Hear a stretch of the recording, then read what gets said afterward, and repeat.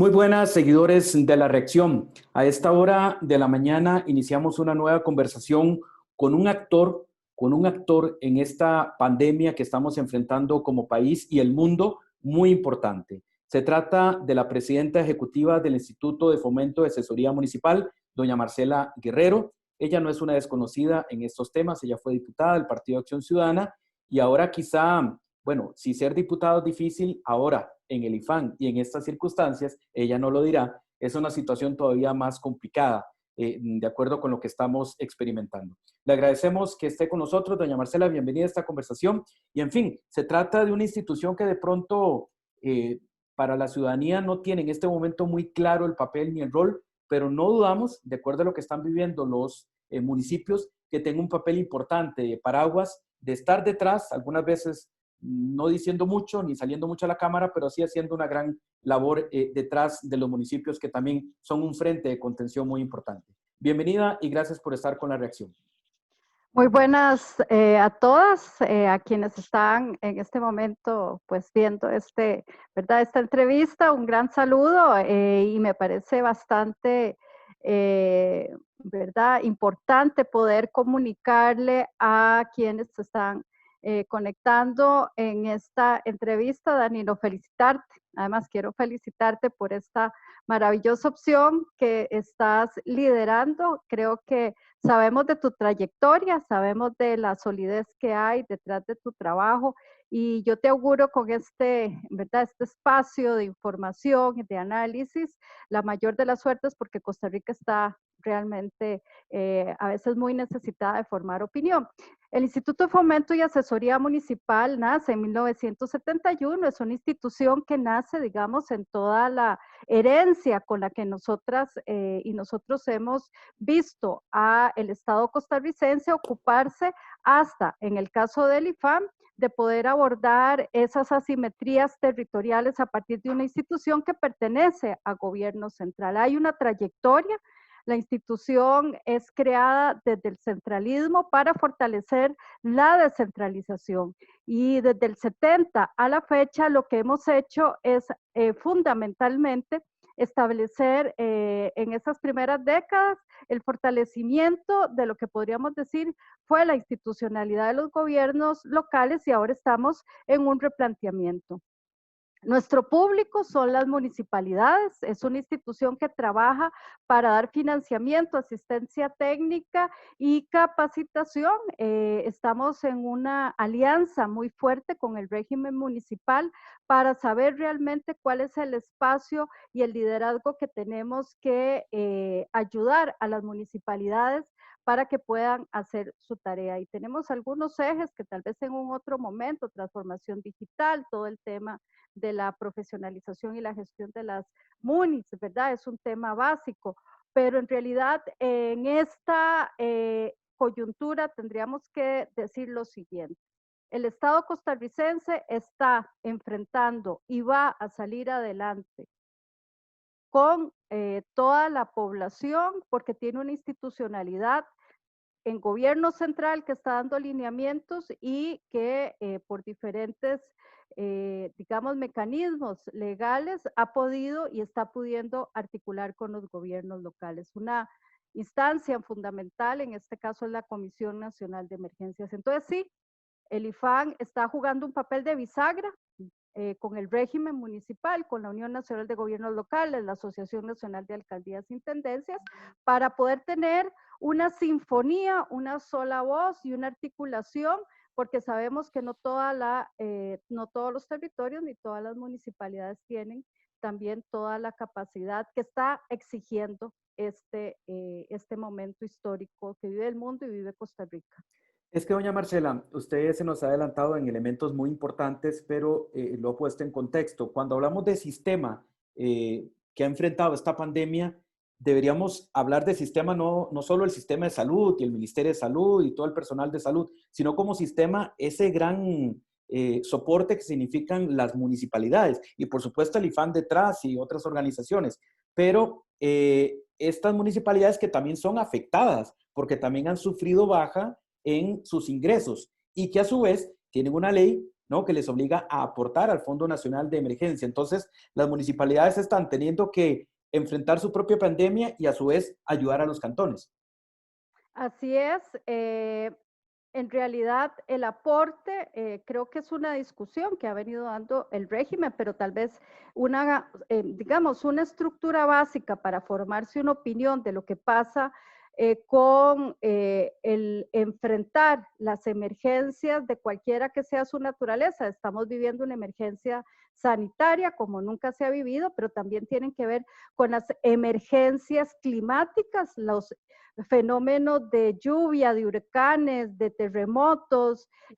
Costa Rica tiene una ley que es la 8488, que establece todo un sistema para poder organizar, articular, atender de forma sistemática cualquier evento que el país tenga que enfrentar en cualquiera de las categorías que he señalado.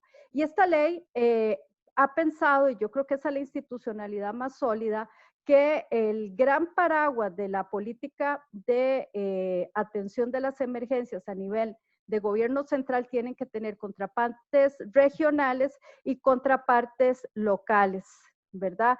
La autoridad, en este caso alcalde o alcaldesa, es el coordinador y se articula con toda la institucionalidad o las instituciones para atender una emergencia. Hay un encargado que es el coordinador con la Comisión Nacional de Emergencia, que es el oficial de enlace.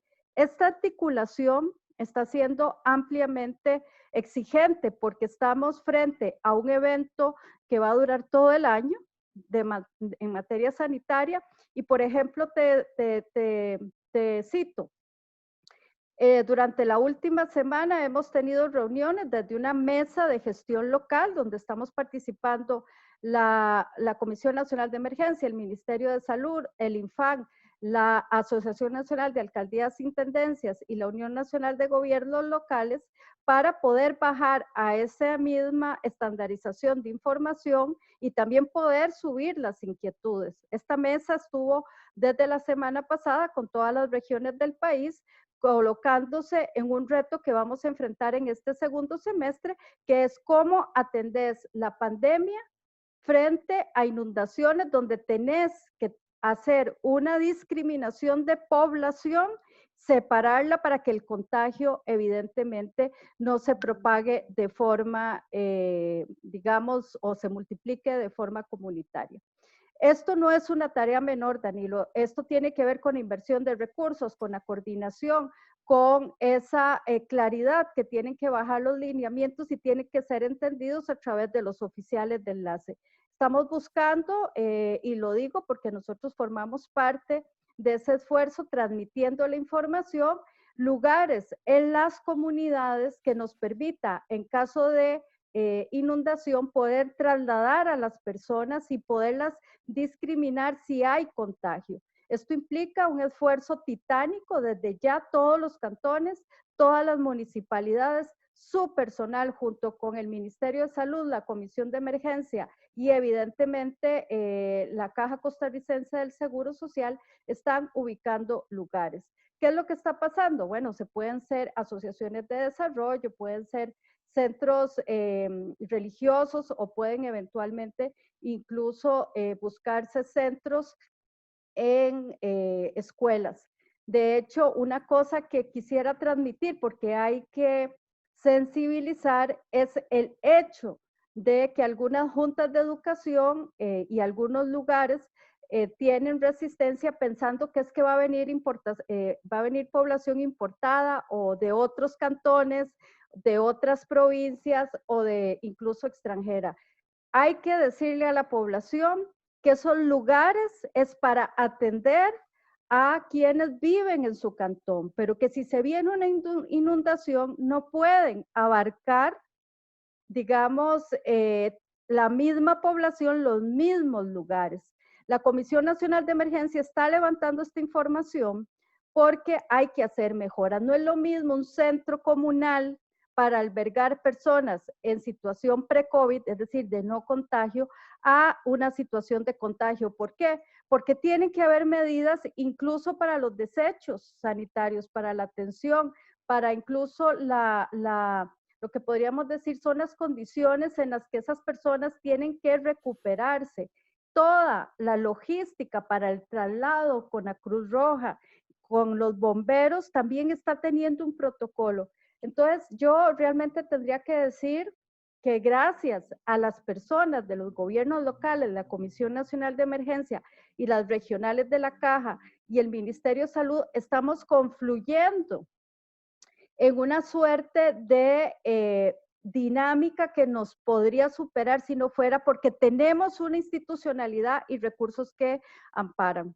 Doña Marcela, quiere decir, para ir poniendo los puntos sobre las IES, que para empezar hay una emergencia prevista, que son las lluvias, todo este tipo de cosas, para el segundo semestre, para el cual de alguna forma las municipalidades y el país sí estaban preparadas, porque suele pasar. Pero el primer semestre se nos metió la pandemia y entonces han confluido para ese segundo semestre, en el caso de los municipios, ver cómo lidiar con ambas situaciones que lo va a hacer además muy complicado. Bajan los ingresos para los municipios, ¿verdad? Y a eso quiero llevarle al punto de que usted, según nos han comentado en el mundo municipal, ha liderado en conjunto con la CNE, con la Comisión Nacional de Emergencia, el traslado del 3% de los superávits que para la ley del Fondo Nacional de Emergencias. Pero claro, si le logro comprender el argumento, ¿cómo ahora transferir los municipios dinero al Fondo Nacional de Emergencias cuando son los municipios los que están en la primera línea de batalla? ¿Nos podría ampliar en esa materia? Importantísimo porque creo que justamente lo que tenemos es que aclarar. Yo estaba contando, Danilo, que hay una situación de emergencia y más bien lo que me interesaba colocar es cómo llegarle a la población de la logística que está atrás y no es percibida. Y lo que tenemos que hacer este segundo semestre y bajar las resistencias y los falsos, diríamos, percepciones que tenemos, las falsas percepciones de que a los cantones se va a trasladar gente. El tema del traslado, digamos, la ley 84-88 en su artículo 46, desde hace, digamos, desde que está en vigencia, tiene el artículo del traslado del 3%, no solo para las MUNI, sino para las instituciones, sea por superávit libre, una serie de instituciones que no solamente son los gobiernos locales. Dicho esto, hay que señalar que desde el año pasado venimos conversando muy antes del tema COVID, el régimen municipal viene conversando con el presidente de la Comisión Nacional de Emergencias, don Alexander Solís, que por cierto realmente es una persona extraordinaria en el manejo de esta emergencia y en su relación con los gobiernos locales, porque entiende, porque ha estado en el terreno. Ha venido conversando para que ese traslado que está presupuestado sea considerado dentro de los recursos que de por sí ya, ¿verdad? La municipalidad invierte no solamente en una emergencia, digamos, pre-COVID, sino en las emergencias, en este caso la pandemia. Había un texto sustitutivo que estaba listo antes de sesiones extraordinarias de diciembre del 2019, liderado por una serie de diputados en donde don Alexander estaba de acuerdo. Hay, y llevan razón, pero eso tiene que pasar por sede legislativa, lleva razón el régimen municipal a plantear que si ellos invierten los recursos no se les cobren. Hay un planteamiento de don Alex que señala que hasta que eso no pase por Asamblea Legislativa, él tiene que hacer el cobro porque está por ley. La 84-88 en su artículo 46 lo establece. En el momento en que esto pase por Asamblea Legislativa, que había un texto previo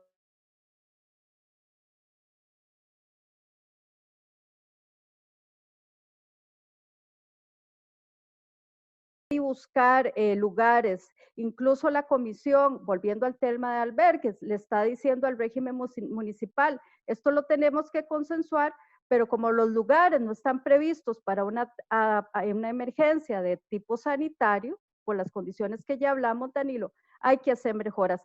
Esa inversión también la tiene que hacer la Comisión Nacional de Emergencias y tal vez algunas MUNIs. Creo que Permítame, hay doña una... Marcela, Sí. permítame, entiendo que ese 3% para ponernos en perspectiva, lo que hoy los municipios invierten en la atención de la pandemia es muchísimo más a ese 3%. Totalmente, totalmente. Y creo que cuando te ponía, digamos, en el contexto de las conversaciones que se venían dando, ¿verdad? En muchos casos, que no era la época COVID, sino la época pre-COVID, incluso el razonamiento de los gobiernos locales era que ellos invertían también en emergencia y hay un ambiente positivo.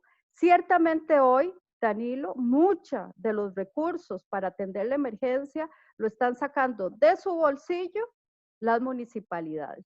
Y ciertamente va más allá, y esto es un tema que la Unión Nacional de Gobiernos Locales, la Asociación Nacional de Alcaldías e Intendencias, saben perfectamente de las conversaciones que se han mantenido con el presidente de la Comisión Nacional de Emergencia. El presidente ha aceptado, de la Comisión de Emergencia, ha aceptado este texto, y yo lo que diría es que, bueno, que han habido otras prioridades porque se nos vino la pandemia, pero esto podría perfectamente madurarse en sede legislativa. Quiero decirlo yo, doña Marcela, porque echarse flores algunas veces es muy feo, pero se ha hablado mucho de la buena coordinación entre salud y la caja. Aquí quiero hacer la analogía con ustedes. Según también nos han comentado, hay muy buena coordinación entre la ANAI, entre el IFAN, entre la Unión Nacional de Gobiernos Locales, entre los municipios. O sea, como nunca, como por dicha que eso está resuelto, porque no siempre es fácil la fluidez de la comunicación y de la colaboración mutua. Se lo digo porque lo he escuchado también en el sector municipal y eso es muy bueno.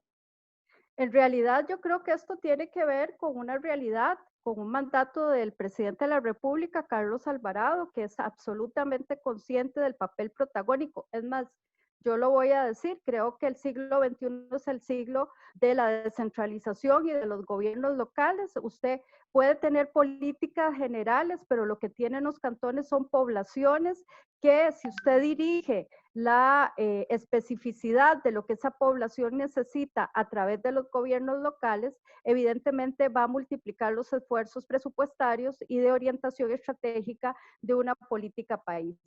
Ciertamente ese mérito lo tiene el presidente de la República al visionar que el trabajo multinivel y al, podríamos decir, replantear el rol de una institución creada visionariamente en el siglo pasado, que tiene que replantearse una nueva situación en este siglo.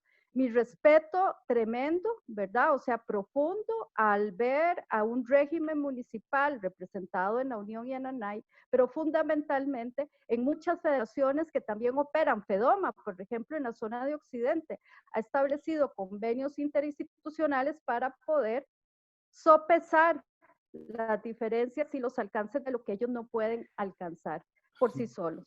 Doña Marcela, retrocedamos que hace un mes, mes y medio más o menos, cuando se aprobó la ley de alivio fiscal, que precisamente fue otra forma proactiva de los municipios, junto con el IFAN y la Unión, de proveer flexibilidades a los ciudadanos.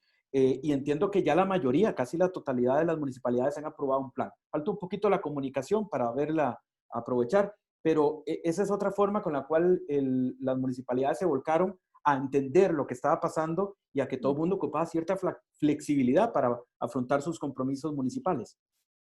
Ciertamente creo que en esta misma estilo de, diría yo, enfrentar una agenda común que una al régimen municipal y visionando la caída de ingresos y la enorme necesidad que la municipalidad tenía que atender para hacer moratorias, porque habían una serie de buenísimas iniciativas de diputadas y diputados. Yo creo que la Asamblea Legislativa abrió un espacio muy interesante para que el régimen municipal pusiera un texto, de felicitar, ¿verdad? Esa, digamos, esa hidalguía, esa generosidad de ceder al texto, aunque habían al menos 4 diputados con textos para moratorias.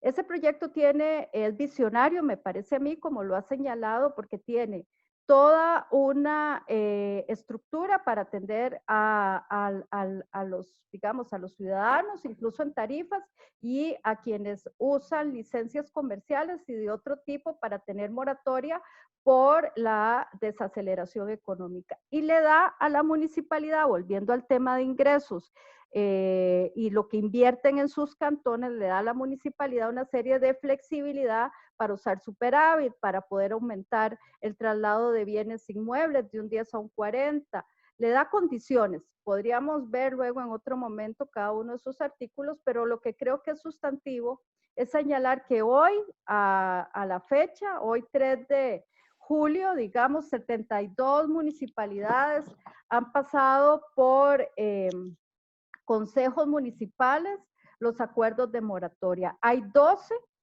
que pues nosotros de hecho los tenía a mano porque hay 12 gobiernos que todavía no han tomado ningún tipo de acuerdo. Y cuando digo gobiernos locales, Danilo, estoy hablando obviamente de las alcaldías y de las intendencias, ¿verdad? O sea, estamos hablando de 90 unidades que ya 72 tomaron acuerdo en sus consejos.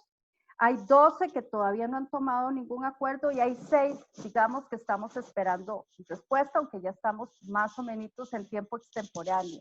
Pero lo que quiero decir es que prácticamente más del 85% de las municipalidades y sus consejos están pensando en lo que está sucediendo con patentes, con licencias y con las tarifas que tienen que pagar la ciudadanía que está padeciendo esta condición. Y en tiempo récord, doña Marcela, porque han tenido que rápidamente planear, ejecutar y comunicar. Justamente creo que porque son sensibles, Danilo, o sea, también recordemos que hace 2 meses tenemos nuevas autoridades, algunas autoridades se reeligen, otras no, estamos hablando de 6.130, perdón, personas que están sensibles a lo que está pasando en el territorio, por eso el régimen municipal, el siglo XXI de la descentralización, para poder asentar a la democracia en una correspondencia mucho más abierta, y vos lo estás diciendo de forma clara. 72 municipalidades ya tomaron el acuerdo y el régimen municipal sabe lo que está pasando en el territorio con la población. Ahora, si se deja de cobrar, por así decirlo, si se flexibilizan los pagos a los ciudadanos, a los contribuyentes, hace falta dinero. Y en ese sentido, tenemos entendido que el IFAN ha suscrito un convenio con la Bolsa Nacional de Valores, de alguna forma buscando recursos por dejarlos de percibir por el otro frente. ¿Cómo marcha ese convenio de cooperación con la BNV? Nosotros estamos asentando a la institución. Si uno ve la ley constitutiva, hay un artículo 5 extraordinario que fue visionado en los años 70 para que esta institución pueda hacer alianzas para hacer obra pública y para ver una serie de instrumentos financieros que no solamente dependen de los recursos ordinarios que nosotros damos como préstamo. Estamos realmente muy entusiasmados con la firma de este acuerdo porque lo tenemos en términos de ver esos Goliaths, ¿verdad?, que tenemos en el territorio haciendo obra pública. Yo mencionaba, por ejemplo, FEDOMA. ¿Qué pasa si hacemos un instrumento con ciertas características que sea una forma de desarrollar todo Occidente en Alajuela? ¿Verdad? Hay que, obviamente esto pasa por algunas reflexiones sobre las mancomunidades y la capacidad eventualmente de adquirir un instrumento en donde usted está captando en el mercado para inversionistas, y esta es la parte más interesante. O sea, la bolsa, a mí me parece que todavía le podemos sacar un montón de ventajas competitivas a una economía que es verde y que es con impacto social. Hay inversionistas en el mercado local y en el mercado internacional que están interesados bajo ciertas condiciones en invertir de forma muy consciente para desarrollar proyectos, digamos, verdes o proyectos con impacto social. Y estamos en esa reflexión, ya firmamos el convenio, esto todavía está por hacerse público, ¿verdad? Ya firmamos el convenio y creemos que además la tarea del IFAN no solamente es financiar digamos, los proyectos del siglo XX, necesitamos avanzar a los proyectos del siglo XXI.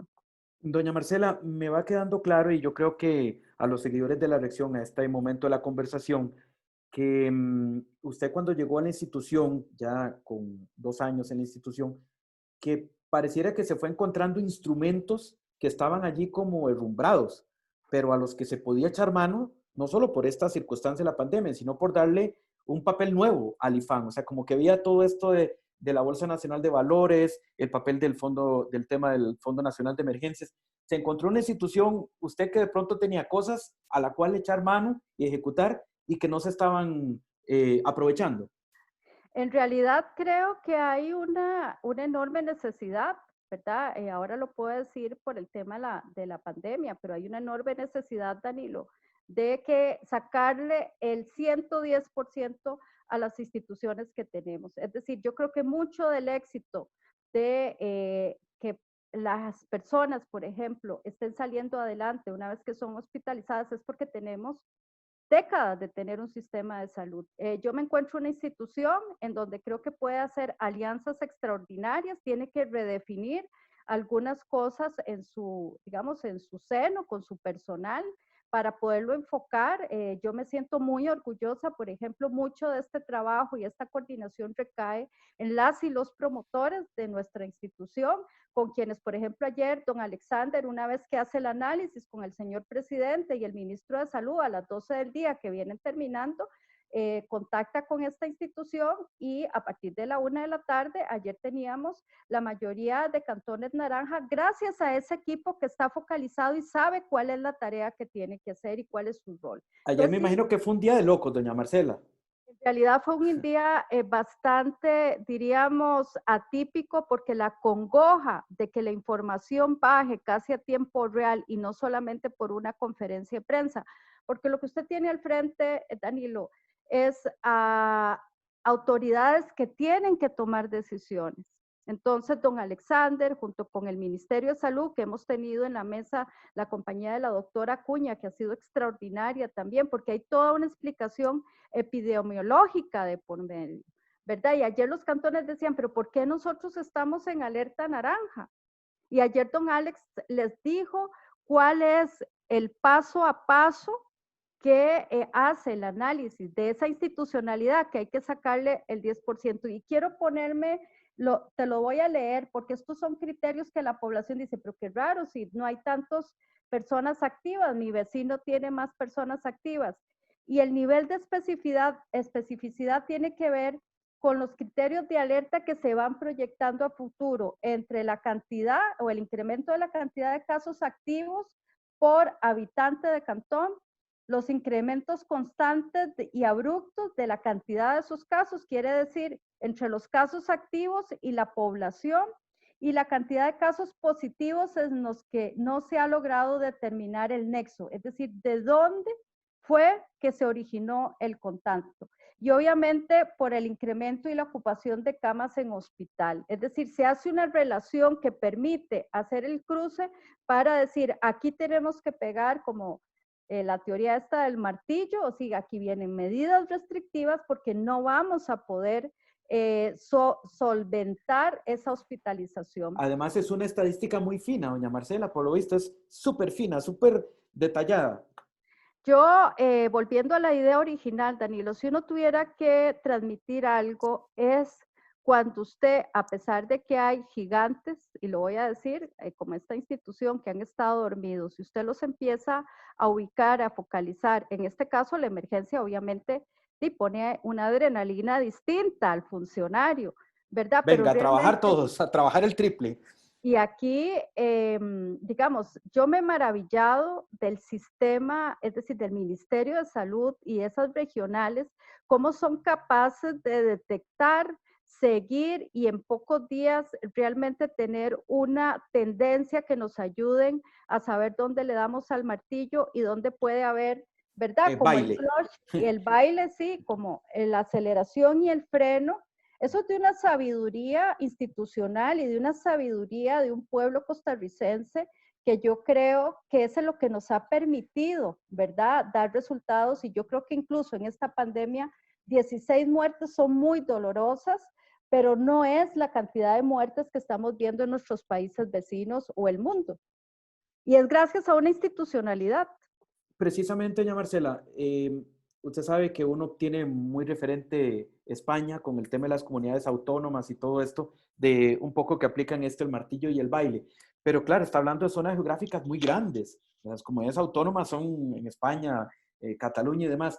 Pero uno ve prácticamente ese mismo casi que nivel de detalle en Costa Rica, lo cual se sorprende uno del nivel de la fortaleza, lo robusto que es el sistema que componen IFAN, Unión de Gobiernos Locales, municipalidades, para, como dice usted, ir manteniendo un apretar, soltar de acuerdo con el avance de la pandemia? Yo creo que la institucionalidad costarricense, ahora que vamos al bicentenario, ¿verdad? Tal vez esta prueba es también para ponernos en perspectiva de lo que ha sido absolutamente robusto, sólido e inquebrantable, lo que hay que mejorar y con qué sentido. Digamos, cuando uno escucha las discusiones tanto a nivel de gobierno central como gobiernos locales sobre la inversión, sobre el tema del fortalecimiento de la política social, sobre incluso por qué ocupamos los recursos. Nosotros tenemos estándares de calidad de vida por encima o al nivel de países europeos con tasas menores de financiamiento, ¿verdad? Entonces esa plata tiene que salir de algún lado. Usualmente hay una queja, o sea, las MUNIs, lo que aquí ha quedado claro es que las MUNIs no son solo aseo de vías y recolección de residuos. O sea, las municipalidades son esos Goliaths, ¿verdad? Lo voy a decir otra vez con todas las palabras, que realmente se mueven y son invisibles, pero que si no existieran sentiríamos el vacío. Y esos recursos tienen que salir, ¿verdad? O sea, yo creo que hay una franca disponibilidad y total razón de la ciudadanía de saber qué hacen con el dinero. Pero hay vacíos, incluso fuera de zonas rurales, esto lo he dicho en otro momento, en que el Estado no está tan presente. Quien está presente es el gobierno local y es ese vector sobre el cual recae a través de sus autoridades la posibilidad de hacer llegar, digamos, una perspectiva de articular desarrollo. Creo que estamos todavía con grandes brechas, digamos, el tema tecnológico, esta pandemia lo ha dejado también emerger. Tenemos zonas que no tienen cobertura y realmente para adentrarse a una nueva perspectiva y revolución tecnológica, que es lo que ya está presente, ocupamos una cobertura, ¿verdad? Muy, muy eficaz para que la población no quede rezagada ni haya esas asimetrías de conocimiento y de uso de la tecnología que hoy, por ejemplo, en el caso de la emergencia, con el bono proteger, veíamos que pues hay personas que la cobertura no les llega o que no tienen dispositivo móvil, ¿verdad? Y ese es un gran reto, o sea, ¿cómo vamos a superar? Nosotros lo hemos puesto en nuestra agenda, Danilo, el tema de transformación digital requiere alianzas, requiere recursos y requiere proyectos que den confianza a las municipalidades en el caso del IFAM. Ahora, doña Marcela, precisamente, y ese es otro eje que ha trabajado el IFAN, entiendo, desde el principio, pero esta pandemia, ¿cómo pilla al régimen municipal en transformación digital? ¿Lo pilla en un buen momento, en un momento atrasado, o iba en camino? ¿En cómo le toca enfrentar con todas las transformaciones digitales que finalmente no es de los municipios, es para el contribuyente, para el ciudadano? Yo creo que hay municipalidades que llevaban ventaja y las que no ya se echaron al agua, Tienen que ¿verdad? O hacerlo. sea, ya se echaron al agua, tienen que ordenar, o sea, para avanzar, por ejemplo, a un proceso de digitalización, que yo desde mi casa pueda acceder a los servicios, y pues requiero de ordenar toda la información de los contribuyentes, de limpiar todos los sistemas, de simplificar datos, trámites, para luego, porque nada hago yo con una plataforma lindísima si no soy capaz, ¿verdad?, de usarla con información que esté limpia, no con información de gente que tal vez ha fallecido, que ya no vive en el cantón.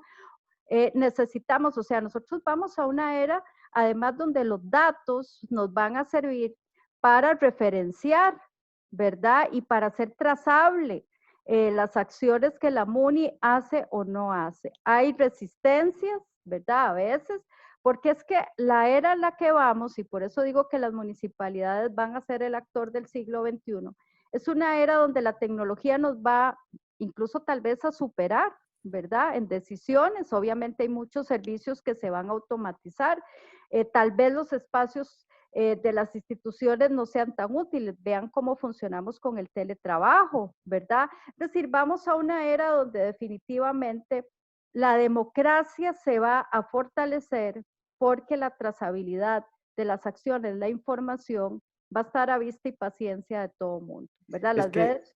claro, doña Marcela, me imagino que donde los municipios en este momento le piden a la gente, bueno, que vaya con mascarilla y protegido, o que vea si puede hacer su trámite de manera virtual, no presentándose, Entonces, claro, tiene que darle la opción rápida con conectividad fácil al ciudadano para que no pueda trasladarse a la municipalidad, si no lo obliga a trasladarse a la MUNI.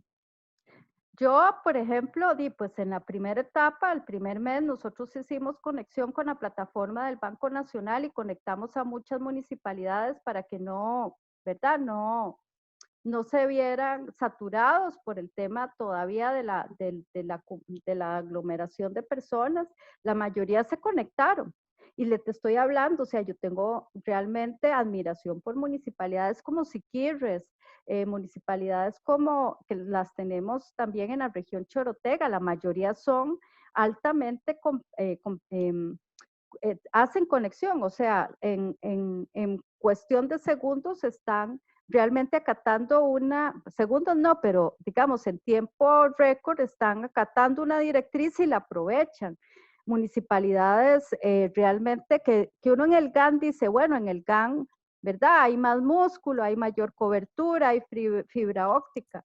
Y vea, ¿por qué pensaba en Siquirres? Con el alcalde, con Don Mangel McLean. Don Mangel, él trata en sus distritos de tener cobertura y donde no, va a la comunidad. Es Sino que que lo diga con el agua, que también Siquirres ha sufrido hace algunos meses por el tema del agua. la gestión que muchos alcaldes hacen es, es, es de un peso y un valor para tutelar los derechos que Costa Rica, digamos, ha presupuestado, ni siquiera voy a decir en declaraciones internacionales los ha suscrito, es que los ha presupuestado para tutelar esos derechos. Y el gobierno local es capaz de ir y sabe dónde está la población. Yo espero que en la era tecnológica esto lo podamos hacer en georreferenciación.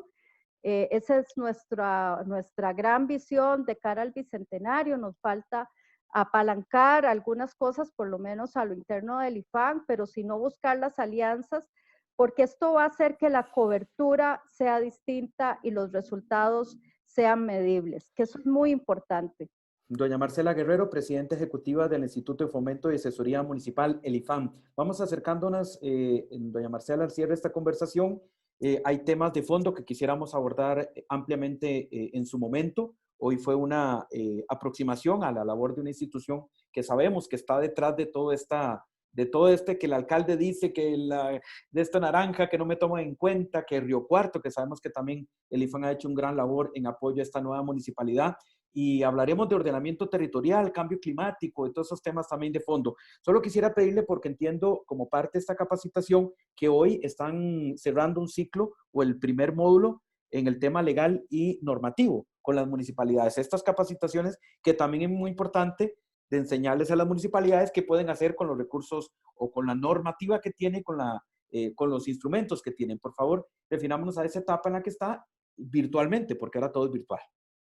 Sí, nosotros intentamos, digamos, una vez que la pandemia se instaló, intentamos hacer algunas consideraciones para hacer esta, ¿verdad? Esta capacitación de forma más, diríamos, presencial. Sacamos los permisos de salud, pero realmente no es conveniente. Entonces vamos a mantener la modalidad. Decir que del origen, también un primer paso que intentamos fue que íbamos como régimen, ¿verdad? La Unión, la NAI, el Instituto de Capacitación de la UNED, ¿verdad? Instituto de Ahí Formación y con Capacitación. don, con don Javier, nos sentamos a la par de la Contraloría, la Procuraduría muy interesada en poner recursos. También tuvimos una serie de instituciones, con ACAN, que también trabaja. Nos hicimos, digamos, una articulación y planteamos una capacitación que permitiera tener diferentes módulos. Hoy se cierra ese realmente es un primer barniz, pero me parece que lo que a mí me gustaría rescatar, Danilo, que es bien interesante, es que la Procuraduría inauguró en todas las regiones, sobre todo la Procuraduría de la Ética, ¿verdad? Inauguró en todas las regiones la condición, no solo el bloque de legalidad, sino la condición y responsabilidad de un funcionario público frente a la cosa pública.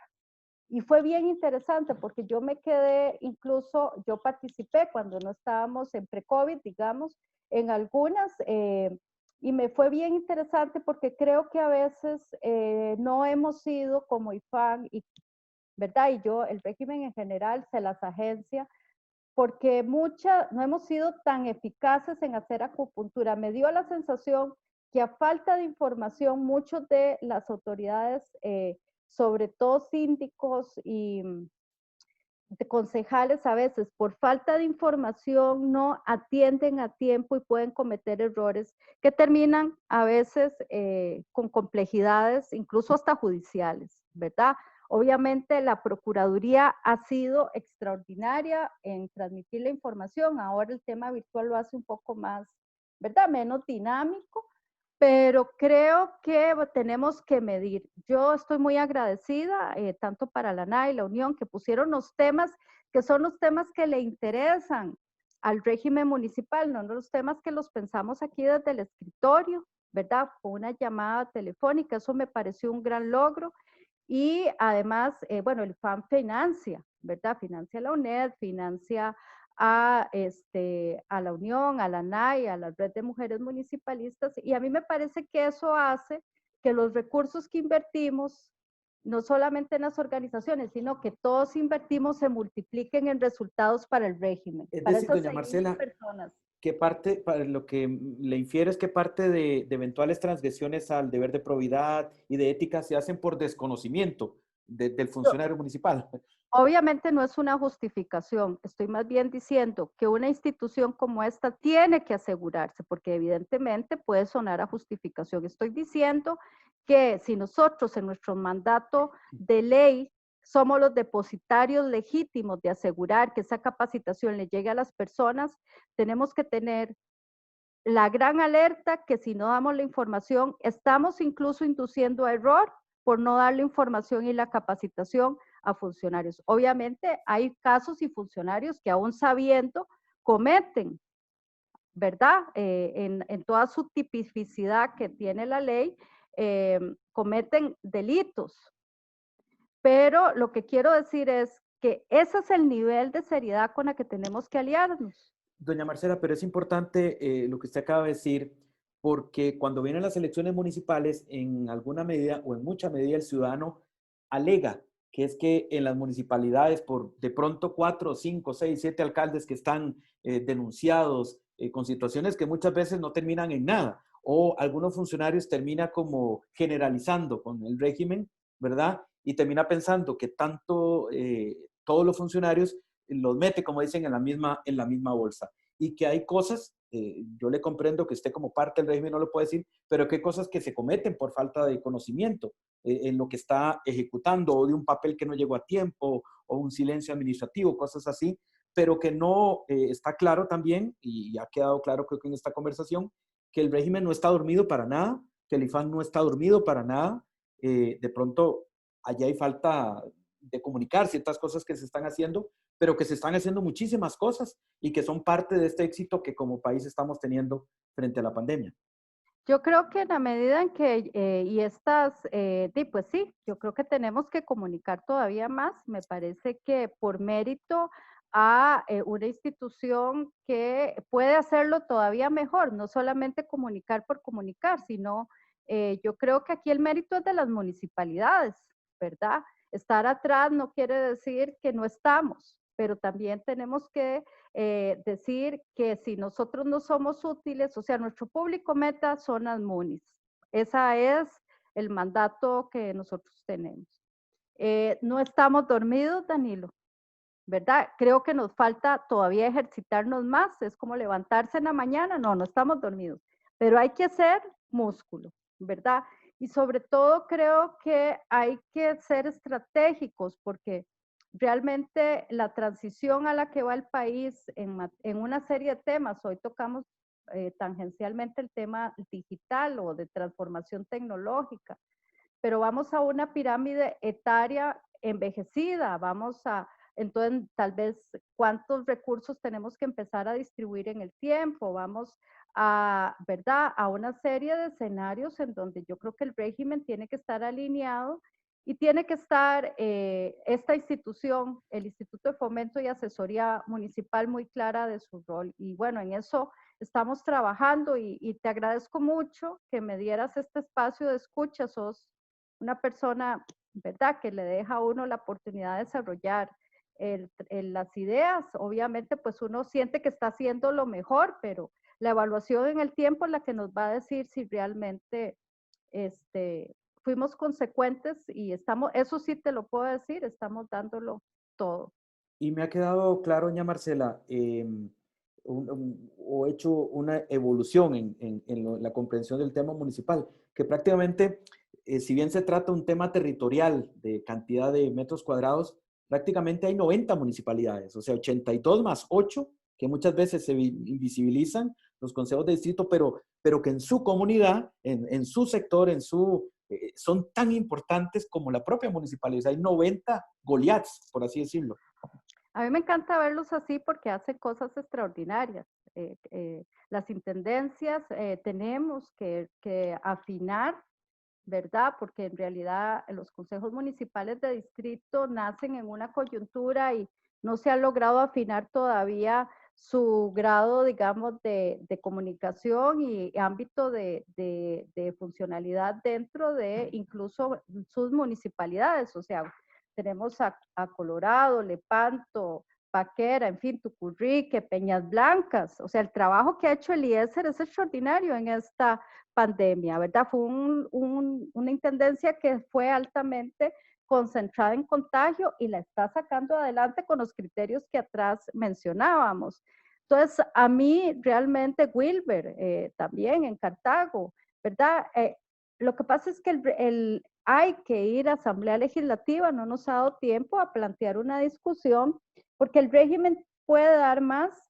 Creo que la transferencia de la 8114 tiene en buena situación alguna parte de la carretera o la red vial, porque la transferencia se dio. Estamos hablando, hace 20 años se habló de esa reforma constitucional y las transferencias en términos presupuestarios todavía están pendientes. Pero bueno, Danilo, yo espero que más bien te haya dejado abierta inquietudes para que podamos seguir hablando fundamentalmente, sí, del IFAM y del régimen, ¿verdad? Que son de alguna forma de una, ¿verdad? Una alianza público-público de multinivel, como lo dijo el presidente de la República, que esperamos que luego se transforme en una reforma del Estado que nos dé más músculo para atender esa calidad de vida de cara al bicentenario que queremos y todos sabemos que en el régimen trabajamos para eso. Doña Marcela, muchas gracias. Un placer. Gracias a usted.